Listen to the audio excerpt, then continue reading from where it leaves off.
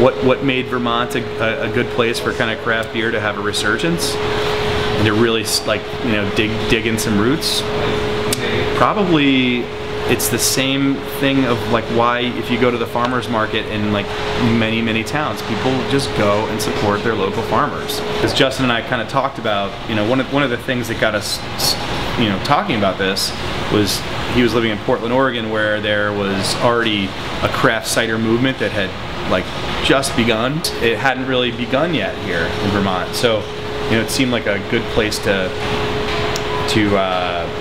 get things rolling. One is just the general acknowledgement that, wow, we've got this booming tourism industry, and now it's, you know, you can chat with people that are coming up to Vermont to ski or go leaf peeping, and then you run into so many people that are coming up here to drink craft beer. So I think half the struggle is just acknowledging that's a really fantastic thing we have going for us and kind of embracing that. There's a lot more options for us to be local and to carry more local products. I think people love to know where their products are coming from, whether it be food, alcohol, regular drink, whatever.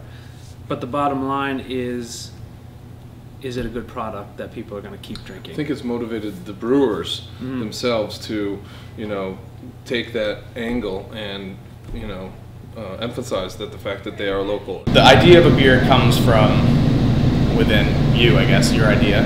And so like if you're thinking about a beer, like what do you want to drink? You know what I mean? And then you take that and you decide whether or not the public is going to like it. Because if you like a beer and no one else likes it, you're not going to sell beer. I mean, it's got to be a good, the product itself has to be good. Vermont kind of has a brand, made in Vermont, like maple syrup, whether it's maple syrup, beer, food, whatever. Vermont is definitely a brand of quality in a lot of people's minds.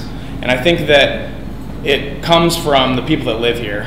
They expect a higher quality, a higher standard of living, a higher standard of a lot of things. And I think that comes through in every industry. And so beer is just one of those examples where we really shine because we're proud of what we're doing and we're putting a lot of effort into making quality product. So I think the wanting to be local and wanting to buy local has definitely helped the brewer, almost more than it's helped the local business in our sense, but definitely helps us.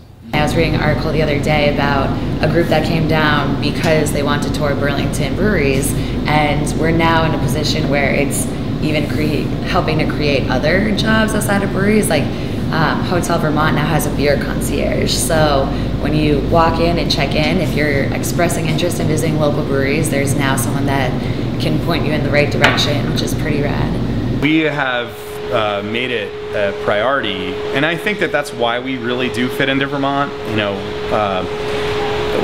our priority is to be connected to our fruit tree growers. It's hard to scroll through any of those top beer lists and not see something from Vermont being listed. We've become notorious. A lot of it is because of the product coming out of Vermont.